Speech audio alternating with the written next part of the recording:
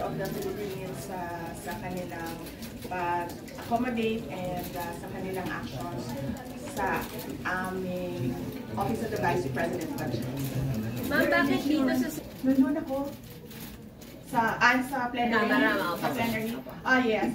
Hindi na kami umatenda doon sa plenary kasi alam naman namin na paulit-ulit lang din yung mga tanong nila unrelated to the submitted budget of the Office of the Vice President. Is there any dito ba yung hoping ma'am na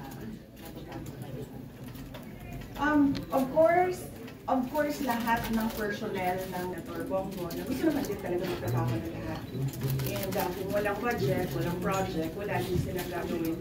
At meron din mga personnel na mawawalan ng trabaho kapag tinanggal yung budget para sa kanilang sweldo. Malaking bagay pa na nabalik pa. Malaking bagay po sa OVP na nabalik yung budget nila. Or mababalik? Of course, yes. Kung mababalik siya, malaking bagay siya. Dahil hindi namin hihindian yung mga lalapit sa opisina namin para humingi ng particularly yung medical and burial assistance dahil yun talaga yung marami na mga requests na lumalapit sa Office of the Vice President. Ma'am, may commitment po ba ang Senate leadership na ibabalik yung tinabes na pondo ng OVP? Wala silang commitment, but sinabi nila pag-uusapan. So you're hoping yung 1.3 billion pesos or kahit a fraction of that lang po yung maibalik?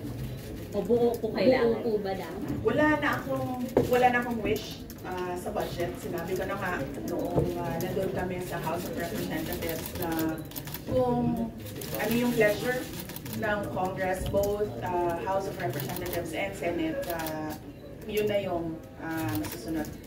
As I said, they have the power of the purse. So kami, susunod lang kami kung ano yung bibili na budget. Pero kung ano man yung maiwan, kung meron man maiwan, tutuloy pa rin kami sa kung ano yung ipagkasya namin na mga pwedeng serbisyo doon sa ibibili na budget. If hindi mabalik, may mawawalan po ba ng trabaho sa OVP, ma'am? Yes, oo. Meron kasi kaming mga OVP personnel na yung charges nila nakita namin na natanggal. Yung budget source nila natanggal. So, meron talagang mga OVP personnel, particularly sa satellite offices na mawawalan ng trabaho. Marami-rami din yun. Pero, how many are you looking at, ma'am? Approximate lang ito sa akin na 200 kasi hindi ko na maalala yung exact number. 200 contract of service personnel. So, karamihan sa mga satellite offices. Meron din dito dahil malaki din yung operations ng National Capital Region or Central Office that we call OVP dito sa NCR. So just in case, pwedeng i-close yung ibang satellite offices, ma'am, kung hindi na ibabalik yung budget? Yes, ma'am. The closure of satellite offices is a possibility depending on the budget that we get in the GA. But how will it affect, ma'am? Anong ginagawa ng satellite offices, ma'am? How will it affect? Well, mahirapan kami. Kasi ngayon, napapabilis yung pagbaba namin ng aming mga projects dahil meron kaming satellite offices. Kumbaga, pag tapon namin ng funding doon sa kanila, merong opisina na sumasalo at gumagamit ng budget, nag-i-implement ng project. Pag nagsara yung satellite office, wala nang tao na natanggap nung budget at mag-implement nung project.